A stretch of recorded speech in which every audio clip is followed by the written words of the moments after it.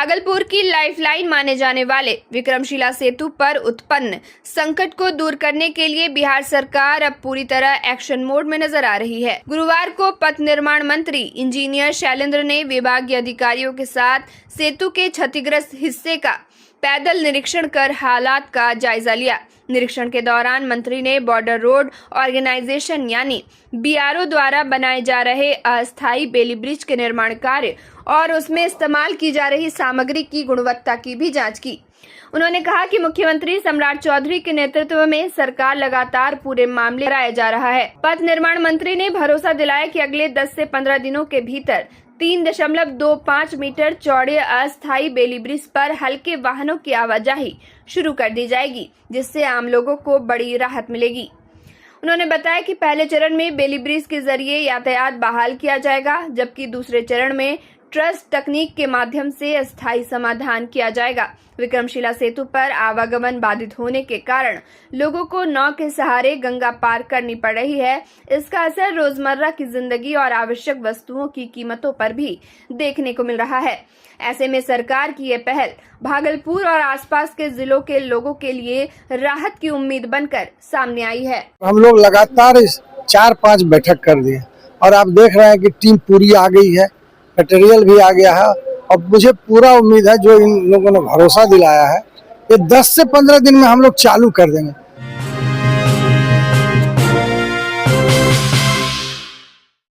Bhagalpur police महकमे में कार्य में लापरवाही बरतने वाले थाना प्रभारियों पर एसएसपी प्रमोद कुमार यादव ने बड़ी कार्रवाई की है।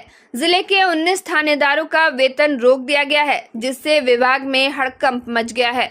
बताया जा रहा है कि मामलों के निष्पादन, अनुसंधान और प्रशासनिक कार्यों में अपेक्षित प्रगति नहीं मिलने के कारण ये कार्रवाई की गई है।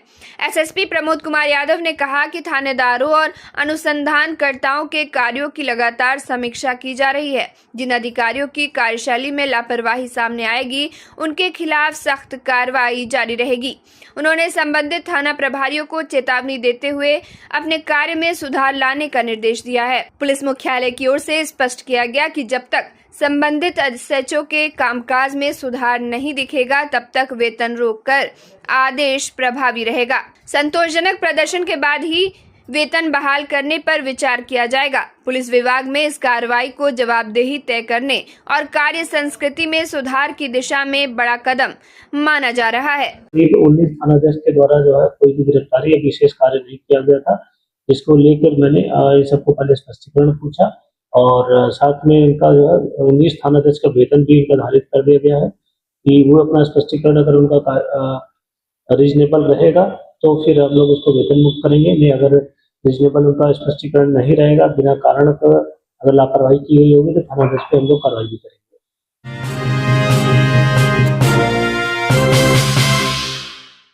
भागलपुर व्यवहार न्यायालय परिसर में गुरुवार को उस समय अफरा तफरी का माहौल बन गया जब एक महिला ने युवक का कॉलर पकड़कर अपने हक की मांग को लेकर जमकर हंगामा किया।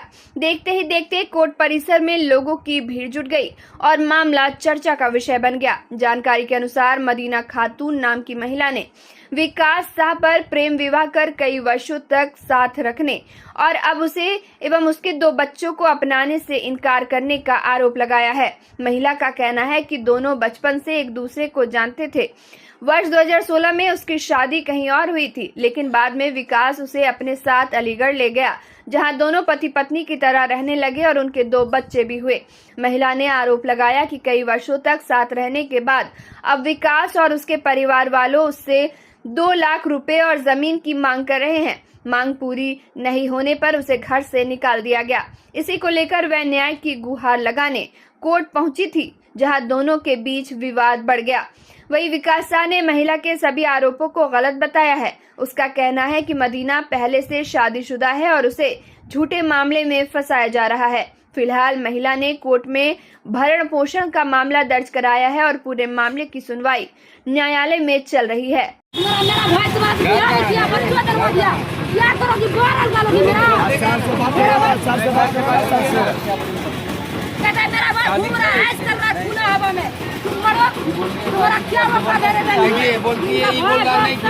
पहले से प्रेम भाव था इनके साथ।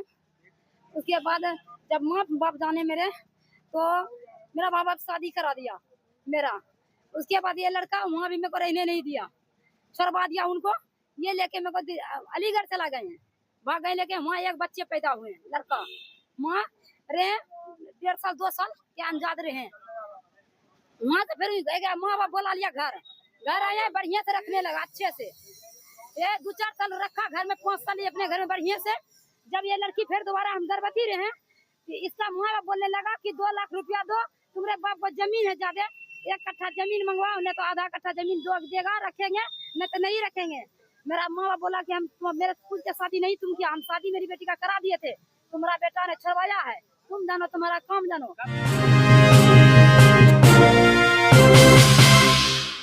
भागलपुर में विक्रमशिला सेतु के क्षतिग्रस्त हिस्से का निरीक्षण करने पहुंचे पूर्णिया सांसद पप्पू यादव ने बिहार सरकार और निर्माण एजेंसियों पर जमकर निशाना साधा।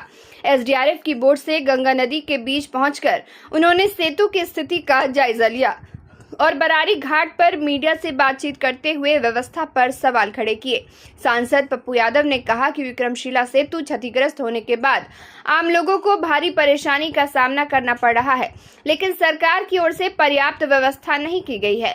उन्होंने सवाल उठाते हुए कहा कि जब चुनाव में करोड़ों रुपए खर्च किए जा सकते हैं तो जनता के लिए मुफ्त नाव और स्टीमर सेवा क्यों नहीं चलाई जा रही है। उन्होंने आरोप लगाया कि नाव यात्रियों से मनमाना किराया वसूला जा रहा है और शाम 5 बजे के बाद छात्रों एवं आम लोगों को आवाजाही में भारी दिक्कत होती है।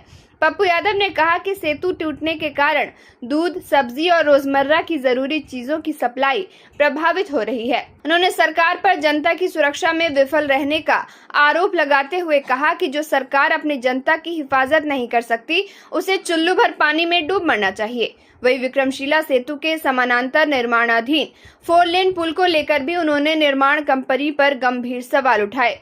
उन्होंने कहा कि उन्होंने स्वयं पुल के पाया के पास जाकर निर्माण सामग्री की गुणवत्ता देखी है और भविष्य में पुल की मजबूती को लेकर चिंता जताई। सांसद ने एसपी सिंगला कंपनी पर निशाना साधते हुए कहा कि उन्होंने कई बार केंद्रीय मंत्री नितिन गडकरी सहित संबंधित अधिकारियों को पत्र लिखकर शिकायत की थी। उन्होंने मांग की कि निर्माण कंपनी को जनता की सुविधा के लिए मुफ्त स्टीमर सेवा उपलब्ध करानी चाहिए। साथ ही कहा कि विक्रमशिला सेतु के क्षतिग्रस्त हिस्से की मरम्मत 1 सप्ताह के भीतर हो जानी चाहिए। सर, जनता दोषी है। क्या सरकार के पास इतनी पैसे नहीं है कि सभी 9 स्टीमर फ्री किया जाए? हम चुनाव में 10 करोड़ रुपया खर्च करते हैं, आज जनता पर क्यों नहीं? एक नाव वाले एक बच्चे से 100 रुपया वसूलते हैं। 5 बजे के बाद छात्र के लिए कोई नाव नहीं होता। होटल वाले 1000 रुपया वसूलते हैं। दूध फट जाता है, सब्जी सुबह नहीं आ पाता है। नाव वालों से माफिया लोग 300 रुपया वसूल रहे हैं उधर। बाहर काम।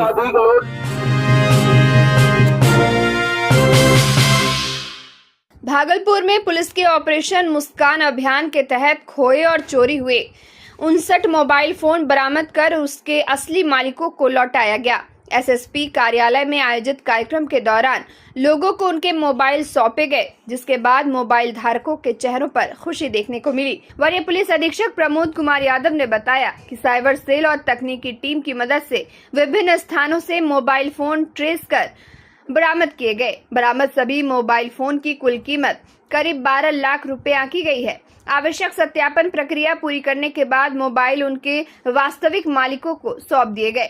मोबाइल वापस मिलने पर कई लोगों ने कहा कि उन्हें उम्मीद नहीं थी कि उनका खोया फोन दोबारा मिल पाएगा, लेकिन पुलिस की इस पहल से उनका भरोसा मजबूत हुआ है। एसएसपी प्रमोद कुमार यादव ने आम लोगों से अपील की कि मोबाइल खोने या चोरी होने की स्थिति में तुरंत थाना या साइबर सेल में शिकायत दर्ज कराएं, ताकि समय रहते कार्रवाई की जा सके। उन्होंने कहा कि ऑपरेशन मुस्कान के तहत आगे भी ये अभियान लगातार जारी रहेगा।